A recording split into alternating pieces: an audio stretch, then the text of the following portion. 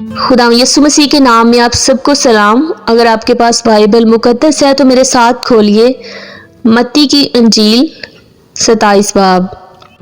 جب صبح ہوئی تو سردار کاہنوں اور قوم کے بزرگوں نے یسوع کے خلاف مشورہ کیا کہ اسے مار ڈالیں، اور اسے باندھ کر لے گئے اور پلاطس حاکم کے حوالہ کیا۔ اور جب اس کے پکڑوانے والے یہودا نے یہ دیکھا کہ وہ مجرم ٹھہرایا گیا تو پچھتایا، اور وہ 30 روپے سردار کاہنوں اور بزرگوں کے پاس واپس لا کر کہا، میں نے کفارہ کیا کہ بے قصور کو قتل کے لیے پکڑوایا۔ انہوں نے کہا، ہمیں کیا، تو جان۔ اور وہ روپیوں کو مقدس میں پھینک کر چلا گیا اور جا کر اپنے آپ کو پھانسی دی۔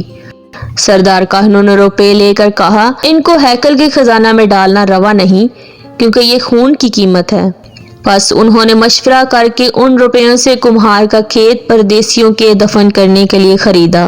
اس سبب سے وہ کھیت آج تک خون کا کھیت کہلاتا ہے۔ اس وقت وہ پورا ہوا جو یرمیاہ نبی کی معرفت کہا گیا تھا کہ جس کی قیمت ٹھہرائی گئی تھی انہوں نے اس کی قیمت کے وہ 30 روپے لے لیے۔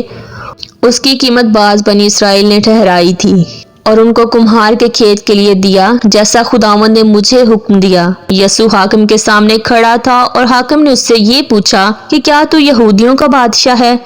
یسوع نے اس سے کہا، تو خود کہتا ہے۔ اور جب سردار کاہن اور بزرگ اس پر الزام لگا رہے تھے اس نے کچھ جواب نہ دیا۔ اس پر پلاطس نے اس سے کہا، کیا تو نہیں سنتا یہ تیرے خلاف کتنی گواہیاں دیتے ہیں؟ اس نے ایک بات کا بھی اس کو جواب نہ دیا، یہاں تک کہ حاکم نے بہت تعجب کیا۔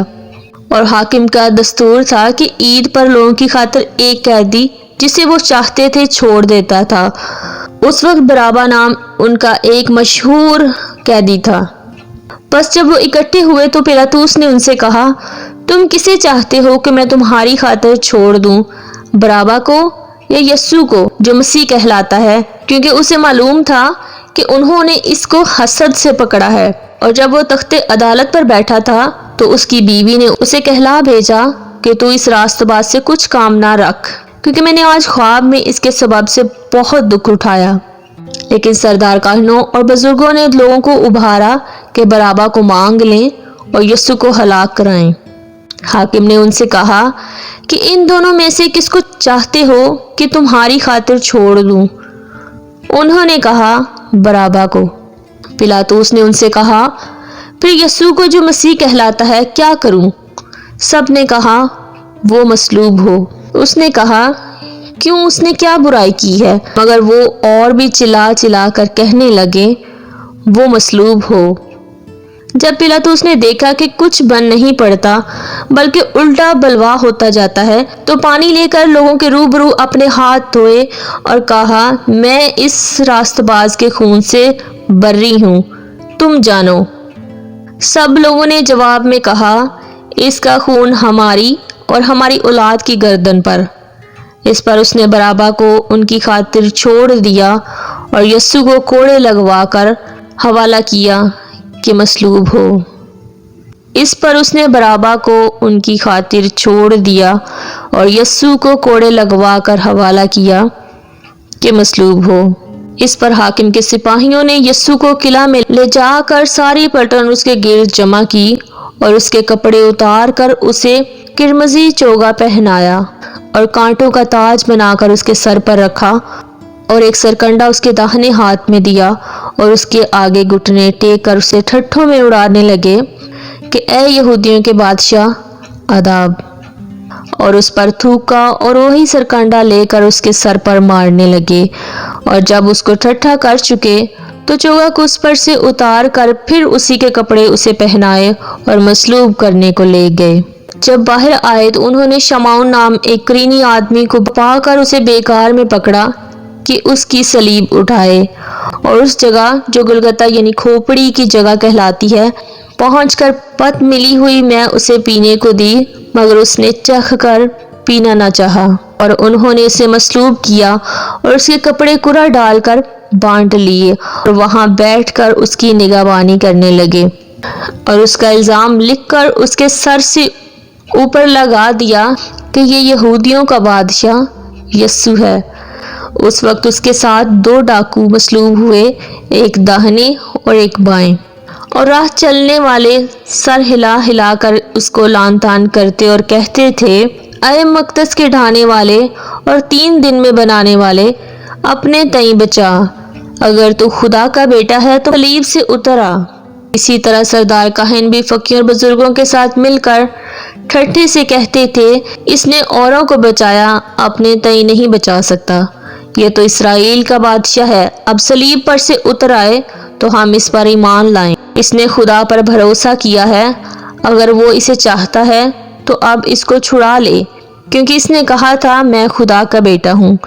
इसी तरह डाकू जो उसके साथ मसलूब हुए थे उस पर लान तान करते थे, और दोपहर से लेकर तीसरे पहर तक तमाम मुल्क में अंधेरा छाया रहा। और तीसरे पहर के करीब यस्सु ने बड़ी आवाज से चलाकर कहा, एली एली लमा शबक्तनी, यानी आए मेरे खुदा, आए मेरे खुदा, तूने मुझे क्यों छोड़ दिया। जो वहां खड़े थे उनमें से बाज ने सुनकर कहा, ये एलिया को पुकारता है, और फौरन उनमें से एक शख्स दौड़ा और स्पंज लेकर सिरका में डबोया और सरकंडे पर रखकर उसे चुसाया। मगर बाकियों ने कहा, ठहर जाओ, देखे तो एलिया से बचाने आता है या नहीं। यस्सु ने बड़ी आवाज से चिल्लाकर जान दे दी,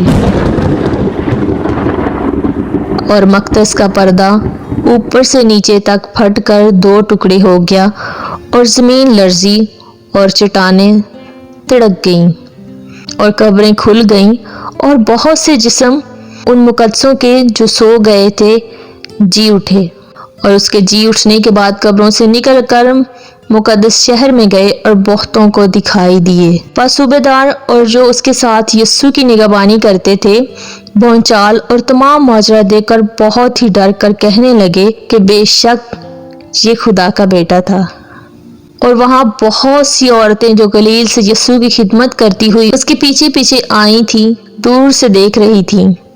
उनमें मरियम मगदलीनी थी, और याकूब और यूसुफ की माँ मरियम, और जब्दी के बेटों की माँ। जब शाम हुई तो यूसुफ नाम अरिमतिया का एक दौलतमंद आदमी आया जो खुद भी यस्सु का शागिर्द था। उसने पिलातुस के पास जाकर यस्सु की लाश मांगी, और पिलातुस ने दे देने का हुक्म दिया। और यूसुफ ने लाश को लेकर साफ मुहीन चादर में लपेटा और अपनी नई कब्र में जो उसने चट्टान में खुदवाई थी रखा। फिर वो एक बड़ा पत्थर कब्र के मुंह पर लुढ़का कर चला गया, और मरियम मगदलीनी और दूसरी मरियम वहां कब्र के सामने बैठी थी। दूसरे दिन जो तैयारी के बाद का दिन था, सरदार काहिनों और फरीसियों ने पिलातुस के पास जमा होकर कहा, खुदावंद, हमें याद है कि उसने जीते जी कहा था, मैं 3 दिन के बाद जी उठूंगा। बस हुक्म दे कि तीसरे दिन तक कब्र की निगहबानी की जाए, कहीं ऐसा ना हो कि उसके शागिर्द आकर उसे चुरा ले जाएं और लोगों से कह दें कि वो मुर्दों में से जी उठा, और ये पिछला धोखा पहले से भी बुरा हो। पिलातुस ने उनसे कहा, तुम्हारे पास पहरे वाले हैं, जाओ, जहां तक तुमसे हो सके उसकी निगहबानी करो। बस वो पहरे वालों को साथ लेकर गए और पत्थर पर मोहर करके कब्र की निगहबानी की। पाक कलाम का पढ़ा और सुना जाना हम सब के लिए बरकत का बाइस हो। आमीन। God bless you.